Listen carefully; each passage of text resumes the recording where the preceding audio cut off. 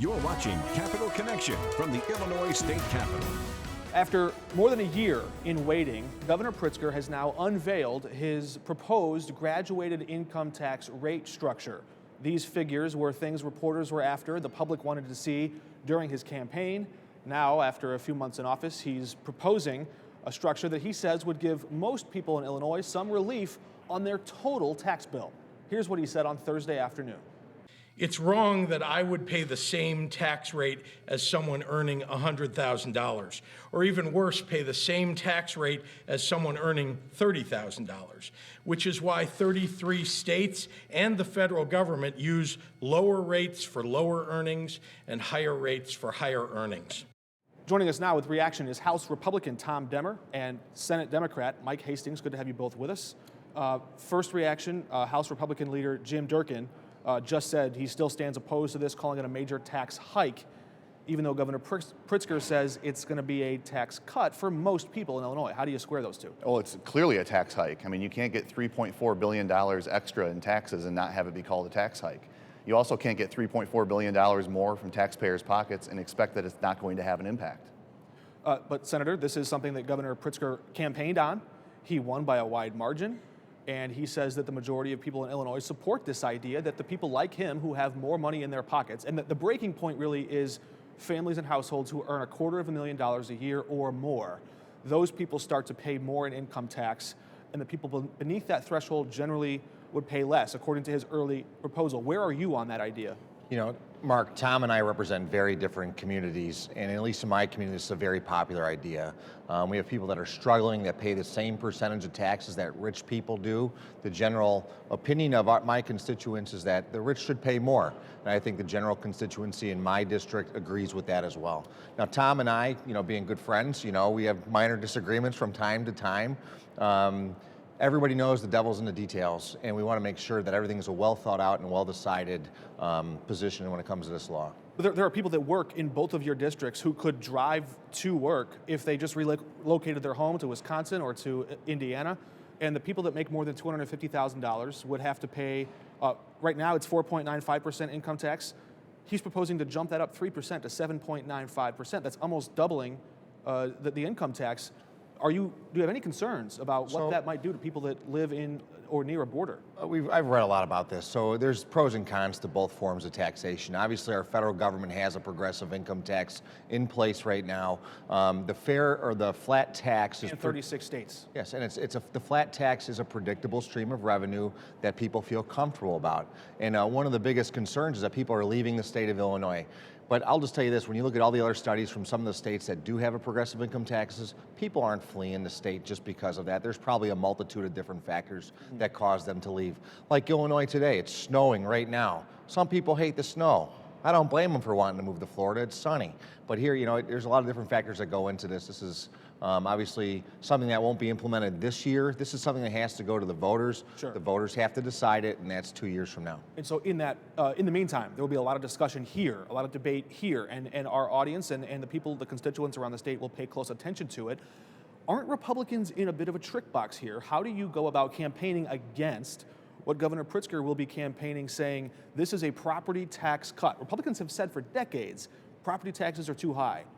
Property taxes have been protected, and we need to reduce property taxes. Governor Pritzker is going to be offering the public a property tax reduction. How do you fight against that? It's a very small property tax reduction that's paid for with a very large income tax increase. I mean, again, we're talking about taking billions of dollars in additional funds out of taxpayers' pockets, bringing them here to Springfield. But it's not a tax increase on people who make less than $250,000. It's a very small property tax reduction for those folks. I think we need to find a way to deliver real property tax savings by lowering the cost of government and not just raising taxes in one area in order to hand it out in another. All right. Mark, look, majority of people in Illinois that are married and they file jointly make less than $250,000. The goal is to give them a break. Give them a break. They've been paying their money. They should deserve a tax reduction, and I think that'll help out. We've also, Tom and I probably both voted on this bill, the school funding reform. We want to put more money into local schools. That helps reduce the school's burden of putting levies on their local taxes. I think that's a great thing. Though these two complemented with one another will definitely reduce the property tax burden on Illinoisans. But the income tax break, though, just to round this all out, and we're just getting a look at these numbers when we are taping this here on Thursday, and we'll have more time to digest this as it goes on, but 58% of people in Illinois who are in that biggest tax bracket, they're only going to see an income tax reduction from 4.95% to 4.90%. So it's a fraction. Is that really enough to move the needle and gain support? At this point in time, Mark, I'll just tell you this. People at home, anything will help them right now. So in Illinois, it's been stagnant for 4 years. But you're going to have a hard time selling that as a meaningful tax cut. It's a fraction. Listen, I think anybody will take a tax cut if it's given to them. That's Okay. just my perspective. People want lower taxes. Here's an opportunity for a majority of Illinoisans to get a tax reduction. But let's not lose in the fact here that we're talking about a $3.4 billion tax increase to deliver 0.05% reduction for the majority of people. Well, the I state mean, also this has is to getting pay off things its bills. There's a backwards. lot of things the state could do with some of that money. Let's pivot quickly. This is, of course, an important topic. We'll continue this discussion in the weeks and months to come. But there was also some tragic news this week out of Rockford. And this is now the second time in as many weeks that we've seen something in Aurora as well, with a mass shooting there. Then someone's shooting a federal marshal in Rockford. And as we're taping this, full disclosure, some of those details are still forthcoming. We'll learn more about it. But Senator Hastings, I know that you have proposed something this week to describe this. I suspect you want to empower state police to seize the weapons of people who already had their FOID card revoked. How would this work, and what's your goal here? Let me just outline right away. The National Criminal Background Check System is broken. It is broken. Municipalities, the state's attorneys don't necessarily always mandatorily report to the state police when there's a felony, when somebody's been convicted of a crime, somebody renounces their citizenship to the United States. I'll just tell you that that system is broken. This is a national issue where we are able to access federal money. My bill fixes how we report to the National Criminal Background System. Now, when it comes to seizing people's firearms, I'm a responsible firearm owner, Mark. I know that we want to get the guns out of the hands of those that are bad people. That's what this bill does. We're working with the state police. We're working with the state's attorneys to make sure. Are you that working this with is the a good state bill. police? Because Yes, we are. aren't they doing their own version with the governor's office here? Why is your bill separate, and how do they interplay? Actually, this morning we met with the state police, and we're looking at maybe we can combine this into an omnibus bill, a bill which encompasses state police issues and the National Criminal Background Check System as well. Representative Demmer, a lot of Republicans and a lot of people downstate, Democrats too, who own guns, they start hearing conversation about a national log or a database or a background check, and they get a little nervous. People in our audience may have skepticism about that.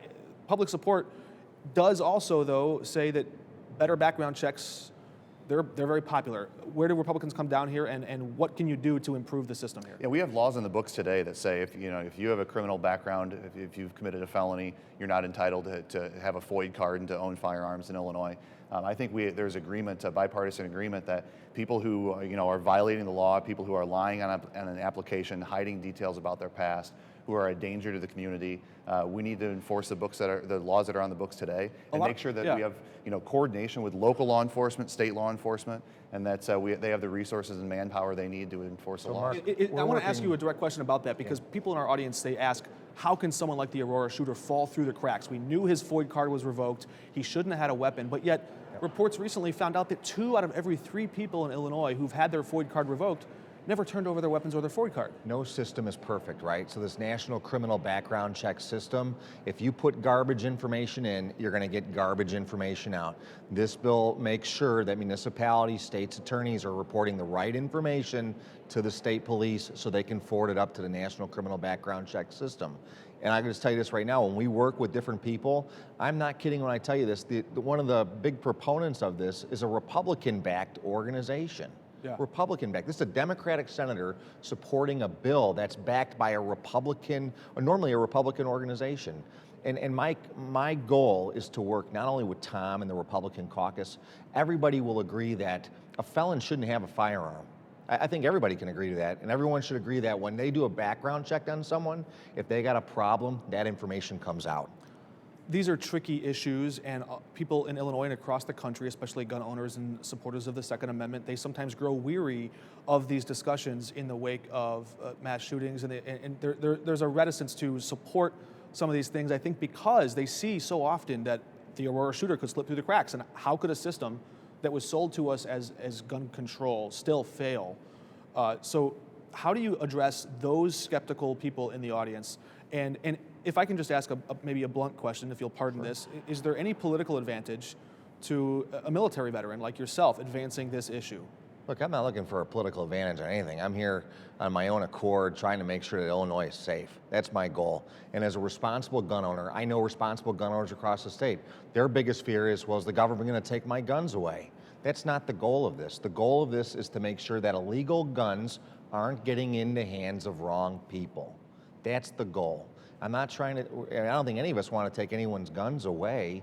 You just got to make sure that if somebody's convicted of a felony, the guy shouldn't have a gun.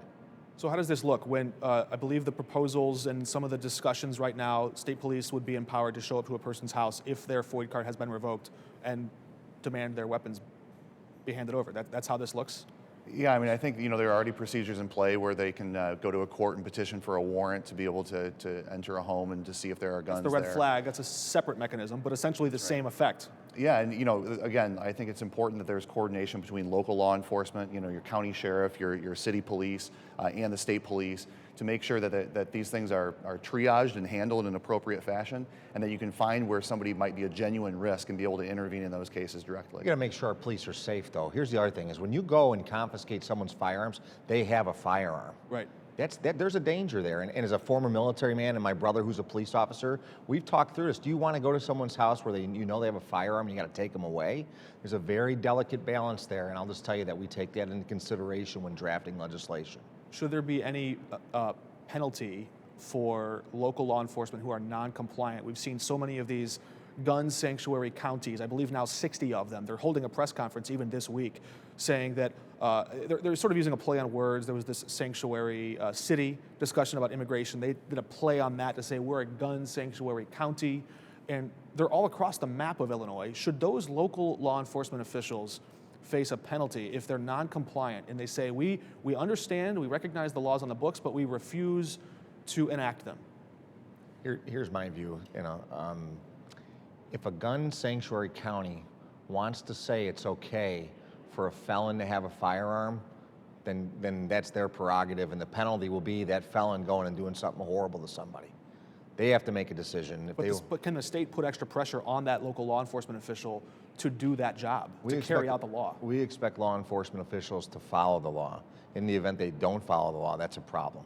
All right. And what's your read on how the House Republican caucus is on this politically sensitive but important issue of public safety and the delicate balance there? Where is the House Republican caucus right now? As we talk about striking that delicate balance, I think it really matters what the legislation looks like, what the actual text of the bill looks like. But I think we agree on the concept that there are people who shouldn't have firearms. There are laws in the books today that say that somebody who's a felon, somebody who's been admitted for a mental health reason to a hospital, somebody who has an order of protection against them, they shouldn't be in possession of firearms. And I think there's support that we can empower local law enforcement, give them the resources they need to be able to enforce those laws. All right, interesting to see that. Representative Demmer and Senator Hastings, thank you for joining us. Thank you. Thank you, Mark. We're back in a moment with someone who represents mayors from across the state to see how pensions are putting public safety officials under duress. We're back in a moment.